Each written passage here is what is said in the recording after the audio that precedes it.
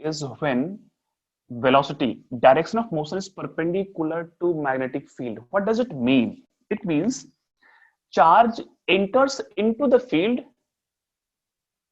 perpendicularly. Now here I will draw a magnetic field like this, cross. So anyone can give the answer? Can you give? Cross what? Perpendicularly inward magnetic field. And yes, एक तो जिस surface पे हमने ये draw किया है cross, उस surface के परपेंडिकुलर है and going into the surface, into the surface. This is the symbol for magnetic field and it shows it is going into the paper. Very good. अब यहां से हम चार्ज लेके जा रहे हैं.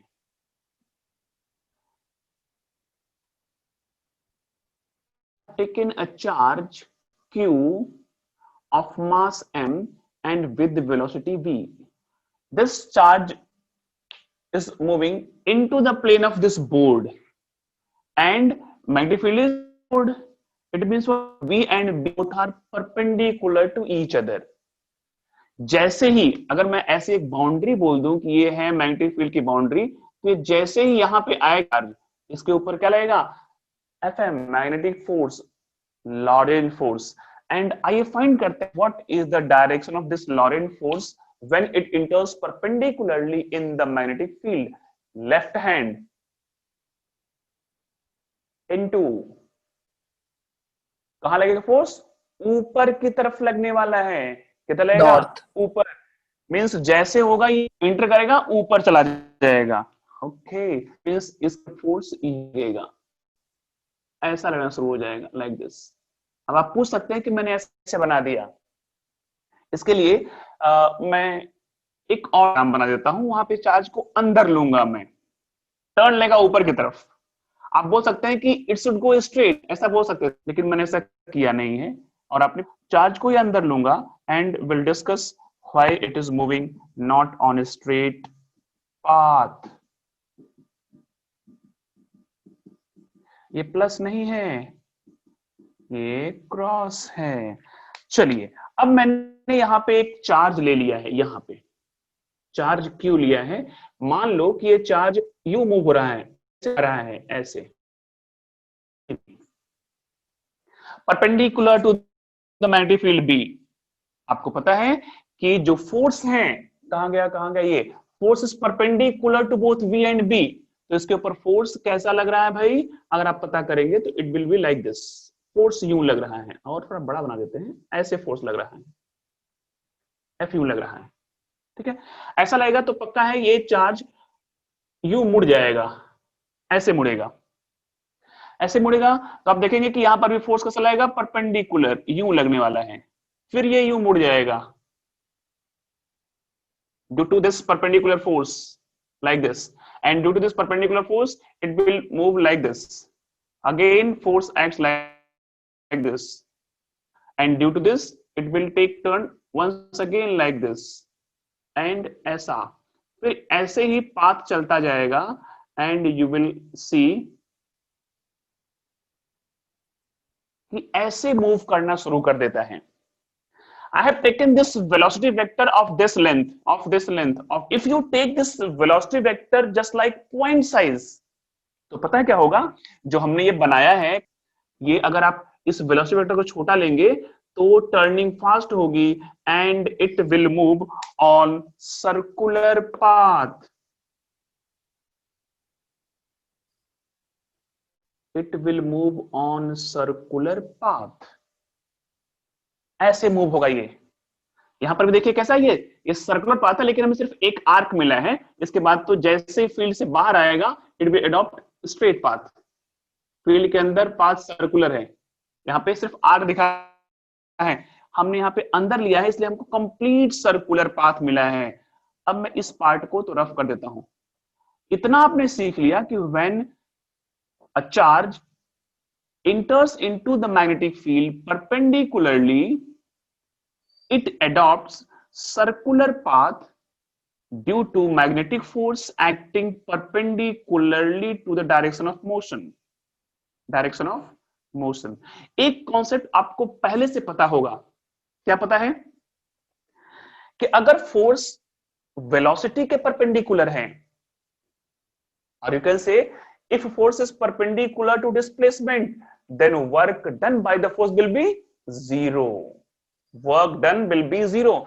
और अगर वर्क डन जीरो है, then that force will not change kinetic energy as well as magnitude of velocity।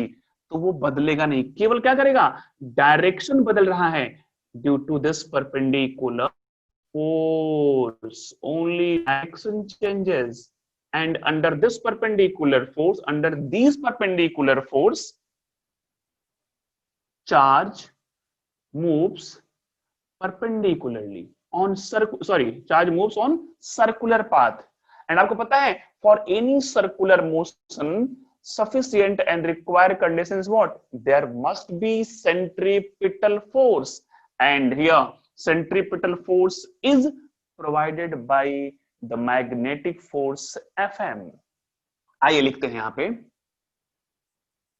when Q enters perpendicularly in magnetic field B due to perpendicular magnetic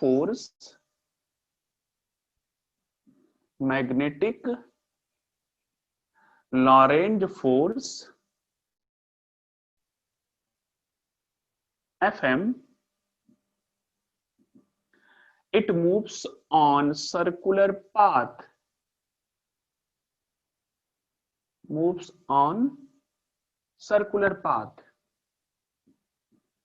as we know that for circular motion centripetal force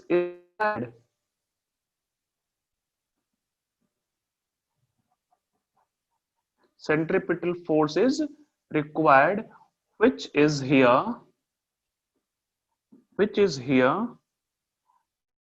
provided by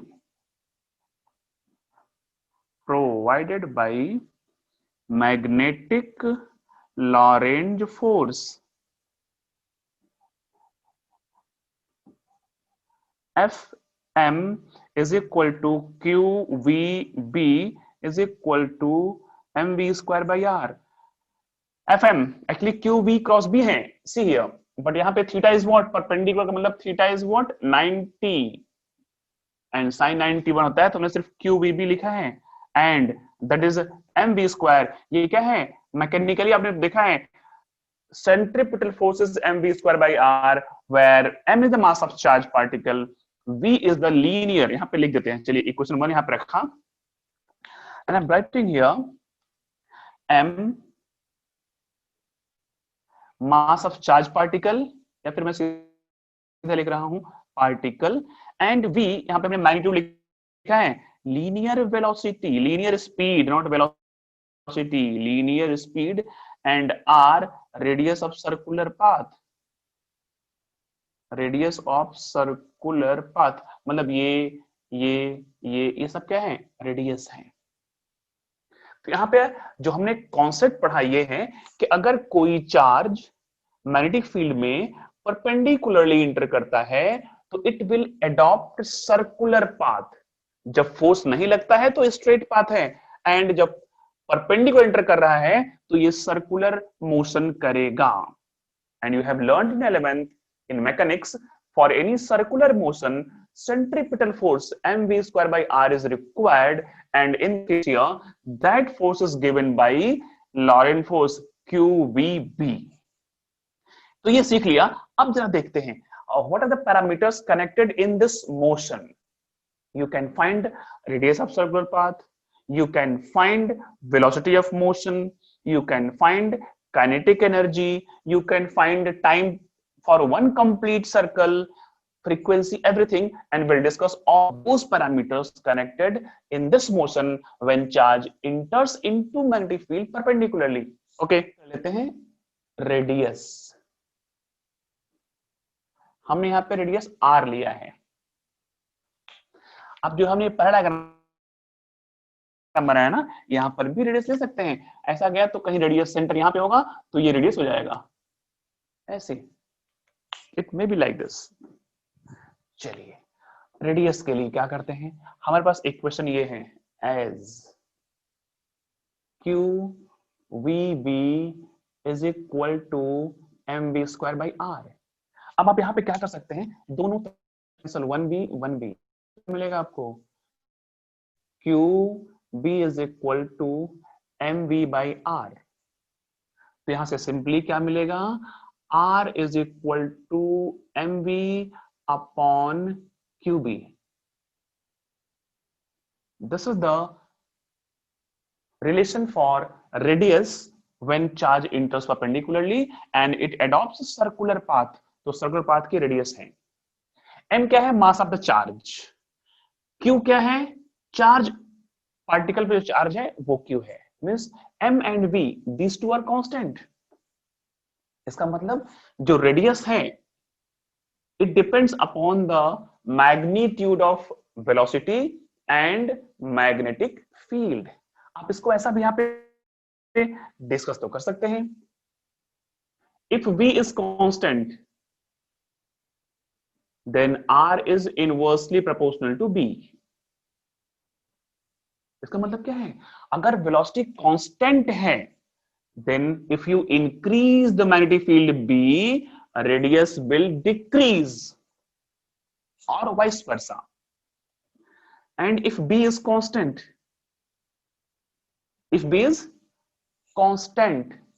तो पता क्या हो जाएगा, r is directly proportional to v। if you have taken magnitude of magnetic field intensity constant, then if you increase velocity radius will increase, circular path क्या होगा, बड़ा होता चला जाएगा। कब, जब b कांस्टेंट है। then याद रखिए एक एक कांस्टेंट होने पे ही हमने ये फाइंड किया है। चलिए this is the relation for radius. Now बोलो सर, ज्यादा डिफ्लेक्शन मतलब ज्यादा रेडियस?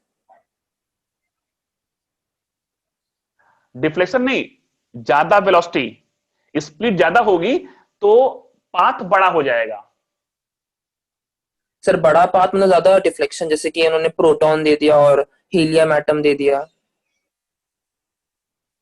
ज्यादा स्पीड मतलब लेस डिफ्लेक्शन। अगर डिफ्लेक्शन ज्यादा होगा तो फटाक से टर्न हो जाएगा ना। हाँ सर। हाँ, तो अगर स्पीड ज्यादा है, जैसे मान लो कि अगर गाड़ी बहुत फास्ट चला रहे हो आप, स्पीड अगर 80 पे है and if you want to take turn on any curve path, तो आप तुरंत टर्न ले पाओगे या फिर लंबा पाथ लेकर के टर्न लेते हो? लंबा पाथ लेकर। लंबा, तब आपका डिफ्लेक्शन होता है बट वो स्लो स्लो होता है। अगर स्पीड स्लो है तो आप फटाक से टर्न ले, even you can take 90 degree turn, but अगर स्पीड फास्ट है देन यू कांट टेक, तो आपको लॉन्ग पाथ लेना पड़ेगा। डिफ्लेक्शन होता है but it will slow deflection, not fast deflection, sudden deflection नहीं होता। Second is B. बी मतलब मैं ले रहा हूं यहां पे, चलिए स्पीड लिख रहा हूं, not velocity. Speed v, same formula. देखिए वहां से क्या हो जाएगा, v is equal to Q B R by M. ये है वेलोसिटी, ये है वेलोसिटी। m तो कांस्टेंट है, q कांस्टेंट है, then velocity depends upon two factors b and r। चलिए ठीक है, it's magnitude not direction. c is vary. Third parameter मैं बात करने जा रहा हूं एंगुलर वेलोसिटी का। ये सारे टर्म्स बहुत इंपॉर्टेंट हैं, not only for competitions, for board exam also, because अभी आपके पास 20 मार्क के जो क्वेश्चन हैं, 1 मार्क 20 क्वेश्चंस 1 मार्क के हैं, that is very important। okay, we have learned in 11th v is equal to r omega। v is equal to r omega. आइए इसके you can add this equation 1, this equation 2. now मैं लिख रहा हूं from 2 v is equal to r omega and it is what q b r by m. q b r by m. you can cut r and r, then you will get omega is equal to q b by m. q by m, actually q by m का एक नया नाम है, आपको पता होगा शायद. q by m क्या होता है? Charge upon mass. Charge The specific charge. upon, yeah, it is called, it's a specific name, it is called specific charge. अगर इसको मैं कांस्टेंट मान लूं स्पेसिफिक चार्ज को for any given charge particle, then angular velocity is directly proportional to magnetic field B. If you increase the intensity of B magnetic field, angular velocity increases. चलिए अब मैं लिख रहा हूं टाइम पीरियड, इसको दिखा रहा हूं कैपिटल T से. आपको पता है क्या omega is equal to 2 pi by T? पता है, QB बाई M. तो यहां से T क्या मिल जाएगा? T is equal to 2 pi M upon QB. ये बहुत इंपॉर्टेंट कंक्लूजन है. इक्वेशन 4, यहीं पे अगर मैं लिख दूं फ्रीक्वेंसी, क्योंकि मैं दोनों एक साथ में डिस्कस करूंगा, फ्रीक्वेंसी को मैं न्यू से दिखा रहा हूं and nu is equal to होता है 1 by T. This is QB upon 2 pi M. Equation 4 and 5 फटाक से लिखिए, then will discuss this two. इन दोनों में, इन T and this nu, velocity is not present, means time period of circular path and frequency of circular path does not depend upon the speed, how fast particle is moving. It means what? अगर speed ज्यादा होगी तो it will adopt longer circular path but time it will take same. अगर speed कम होगी it will adopt a smaller circular path but time period will be same. It means here time period and frequency is independent of speed. Very important conclusion. That is T and hence nu is independent of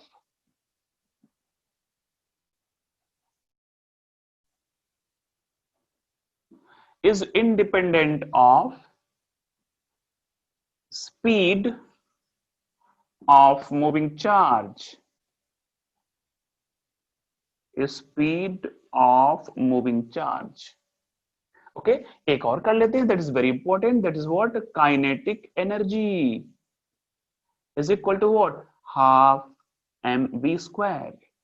half M रहने दीजिए and V take from equation 2. V square कीजिए, see here Q square B square R square upon M square. I have taken V square, Q square, B square, R square upon M square. You can cut 1 M and आपको क्या मिल जाएगा यहां से? K is equal to Q square, B square, R square upon 2M. This is the kinetic energy of the particle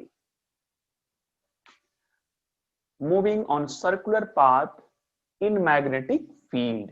Note कीजिए, all these parameters are very important, especially for numerical point of view.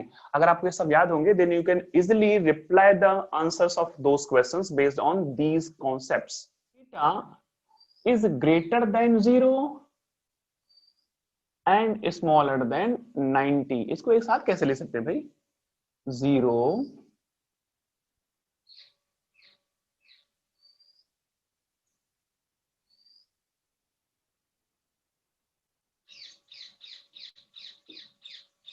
ऐसा. Theta means what? अगर B and B के बीच में angle इस range में हो, more than 0 and smaller than 90, then what will happen? आइए ड्रॉ करते हैं एक diagram.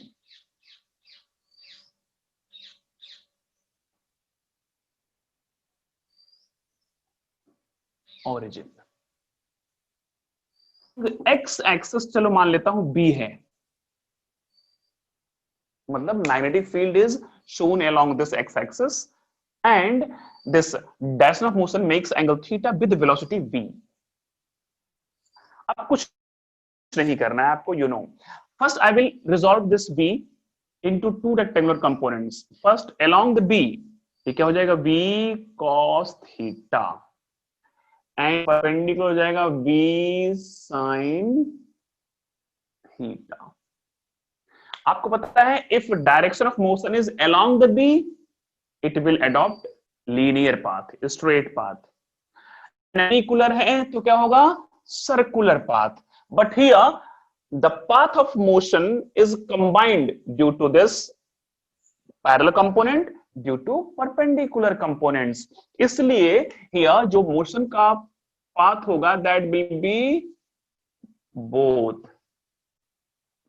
Due to parallel component, it will cover some linear displacement, and due to perpendicular components, it will adopt circular path।